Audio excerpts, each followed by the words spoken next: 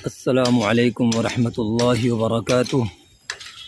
محترم ناظرین، آج اس وقت ہم موجود ہیں ایشیا کی عظیم اور ممتاز دینی درسگاہ ازہر ہند دارالعلوم دیوبند کے اندر۔ ہم آج آپ کو یہاں کی مختصر سی تاریخ دارالعلوم دیوبند کی اور اس کا پس منظر، کس مقصد کے لیے دارالعلوم دیوبند کو قائم کیا گیا تھا، اور کچھ پرشکوہ اور خوبصورت عمارتیں ابھی آپ حضرات کو دکھائیں گے۔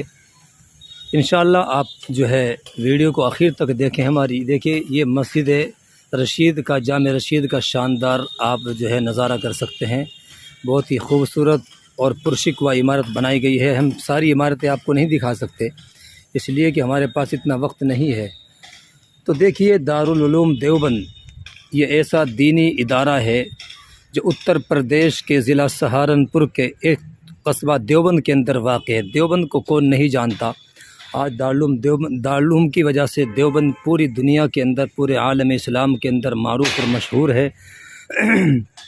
اور یہ ادارہ بہت چھوٹے سے وقت میں، قلیل مدت میں اس نے وہ سفر طے کیا ہے، اور الحمدللہ آج اس ادارے کے ہزاروں سینکڑوں طلباء جو ہے علماء بن کر کے مفسر، محدث اور اسی طریقے سے مقرر دنیا بھر کے اندر اسلام کی اشاعت کا فریضہ، تبلیغ کا فریضہ انجام دے رہے ہیں۔ دیکھیے، یہ ادارہ قائم کیا گیا تھا، ہم آگے بتائیں گے۔ یہ دیکھیے، آپ لائبریری سامنے دیکھ سکتے ہیں، خوبصورت اور بہت ہی اونچی عمارت ہے ماشاءاللہ۔ یہ مسجد رشید ہی کا جو ہے سائڈ کا نقشہ ہے۔ دیکھیے وعلیکم السلام ورحمۃ اللہ۔ دارالعلوم دیوبند کی سنگ بنیاد کے تعلق سے میں آپ حضرات کو بتاؤں کہ 15 محرم الحرام سن 1283 ہجری مطابق 30 مئی سن 1866 عیسوی کو دارالعلوم دیوبند کی سنگ بنیاد عمل میں لائی گئی ہے۔ چھتہ مسجد سے اس کی شروعات ہوتی ہے، اور یہ بھی یاد رکھیے کہ اس کی بنیاد کے اندر جنہوں نے حصہ لیا ہے وہ جناب حضرت مولانا فضل الرحمن عثمانی۔ یہ مسجد رشید کا پیچھے سے نقشہ ہے۔ مولانا فضل الرحمن عثمانی، حاجی سید عابد حسین دیوبندی، مہتاب علی، نہال احمد، مولانا ذوالفقار علی اور حجت الاسلام حضرت الامام حضرت مولانا قاسم نانوتوی نور اللہ مرقدہ، انہوں نے اس کی بنیاد کو جو ہے اس کے اندر حصہ لیا۔ اور کس لیے اس کی بنیاد ڈالی گئی تھی؟ چونکہ آپ جانتے ہیں کہ جب انگریزوں کا یہاں پر تسلط ہوا اور انہوں نے یہاں بالخصوص مسلمانوں پر ظلم و زیادتی اور ظلم و تشدد کا جو ہے دور جاری رکھا، اور زبردست طریقے سے عیسائیت کی تبلیغ کرتے رہے۔ مسلمانوں کو جو ہے وہ پیسوں کا لالچ دے کر، لڑکیوں کا بھی لالچ دے کر کے، اور مال کا لالچ دے کر کے، یا زبردستی بھی اگر کوئی نہیں مان رہا تھا تو ان کو عیسائیت کے لیے مجبور کیا گیا۔ تو ایسے وقت میں، اور انہیں یہ بھی کہا گیا کہ ہم تمہیں فری میں تعلیم دیں گے، سب کچھ دیں گے۔ تو یاد رکھیے، ایسے وقت میں علماء کرام ہی تھے، حالانکہ دوسرے لوگ تو انگریزوں کی حکومت کو ایکسیپٹ کر چکے تھے، قبول کر چکے تھے، اور کوئی بھی جو ہے ان کی مخالفت کے لیے تیار نہیں تھا۔ لیکن جس دارالعلوم دیوبند پر لوگ آروپ لگاتے ہیں کہ یہ دہشت گردی سکھاتا ہے، یہ فلاں فلاں ہیں، ان ظالموں کو اس کی ہسٹری اور تاریخ پڑھنا چاہیے۔ یہ ظالم سب کچھ کس لیے کرتے ہیں؟ دارالعلوم سے ان کو عداوت ہے، دارالعلوم اور اہل اسلام سے، اہل دارالعلوم سے ان کو جو ہے دشمنی ہے۔ ورنہ دارالعلوم دیوبند جو ہے ایک ایسا ادارہ ہے کہ جہاں سے جنہوں نے انگریز کے ظلم و جبر کے خاتمے کے لیے، لوگوں کو جو ہے ان سے چھڑانے کے لیے، بچانے کے لیے یہاں سپوت تیار کیے ہیں۔ یہ آپ دارالحدیث دیکھ سکتے ہیں، پرانی دارالحدیث جو ہے یہ سب سے خوبصورت عمارت یہاں کی، اور یہ دار جدید کے نام سے عمارت ہے۔ اس کو توڑ کر کے نیا بنایا گیا ہے، آپ جانتے ہی ہیں ماشاءاللہ۔ یہ دیکھیے،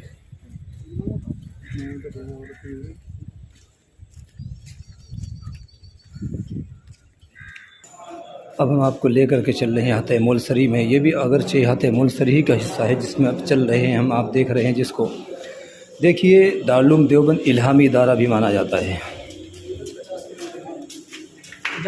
وہ کس طریقے سے کہ مبشرات حضرت مولانا ہاشم، بلکہ حضرت مولانا نور الحسن ہاشمی مبلغ دارالعلوم دیوبند نے مبشرات دارالعلوم میں مولانا شارف الدین صاحب کے مبشرات میں لکھا ہے۔ دیکھیے یہ ہے احاطہ مولسری، اور یہ مولسری کے دو پیڑ ہیں جنہوں نے، یہ بہت پرانے ہیں، جنہوں نے دارالعلوم کی ہر چیز کو جو ہے دیکھا ہے، حالات کو دیکھا ہے اور محسوس کیا ہے۔ یہ وہ جگہ ہے جہاں پر بڑا سکون حاصل ہوتا ہے آ کر کے۔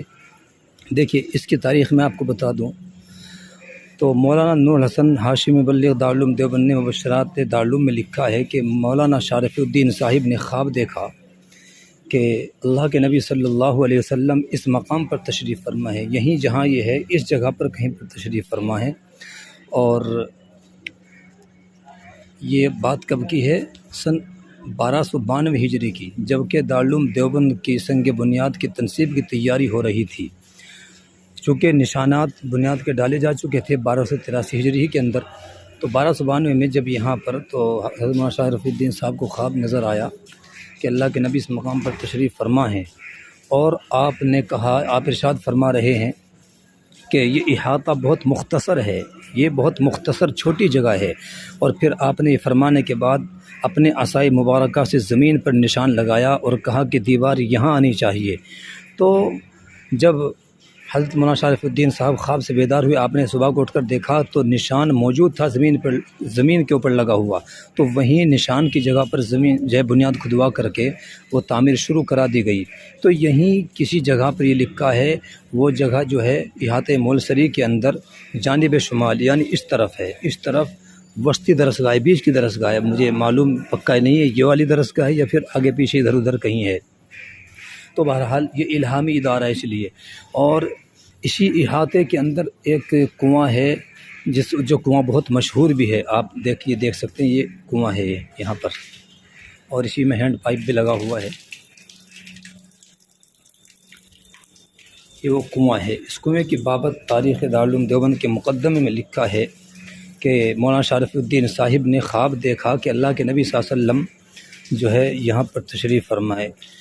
یہ کنواں، اس جگہ پر دیکھا کہ ایک کنواں ہے اور اس کے اندر دودھ بھرا ہوا ہے، اور دودھ منوں تک آیا ہوا ہے، اور بہت سارے لوگ ہیں جو مشکیں بھر کر کے لے جا رہے ہیں، کوئی جو ہے چھوٹا برتن، کوئی بڑا برتن، ہر اپنے اعتبار سے لوگ لے کر کے جا رہے ہیں۔ تو اللہ کے نبی صلی اللہ علیہ وسلم اس جگہ پر من پر تشریف فرما تھے گویا کہ۔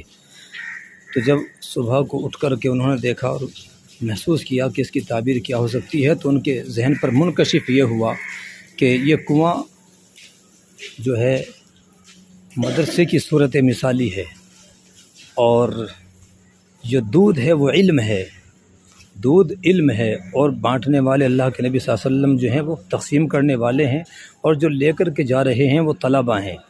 تو یہ تاریخ ہے کنویں کی، اور یقیناً دیکھیے یہ بھی بتاتا چلوں کہ نبیوں کے علاوہ کسی کا خواب جو ہے وہ نہیں ہوتا حجت دلیل، لیکن چونکہ اللہ کے نبی نے یہ بھی فرمایا ہے کہ جس نے مجھے خواب میں دیکھا، تحقیق کہ اس نے مجھے ہی دیکھا، اس لیے کہ شیطان میری صورت میں نہیں آ سکتا۔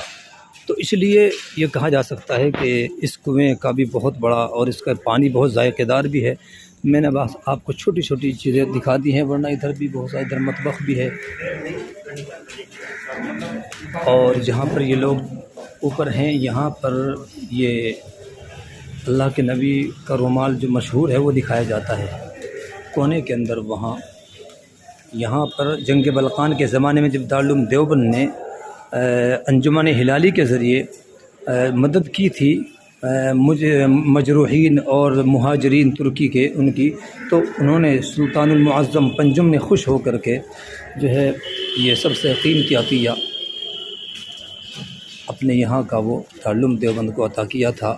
وہ کپڑا کہ جس میں وہ جبہ مبارکہ کہ جس میں اللہ کے نبی صلی اللہ علیہ وسلم سے جو کہ رومال سے ٹچ تھا، ملا ہوا تھا، تو وہ یہاں پر الحمدللہ لوگ دیکھنے کے لیے آتے ہیں۔ یہ مختصر سا میں نے آپ کو بتلایا ہے، امید ہے کہ آپ حضرات کو یہ ویڈیو پسند آئی ہوگی۔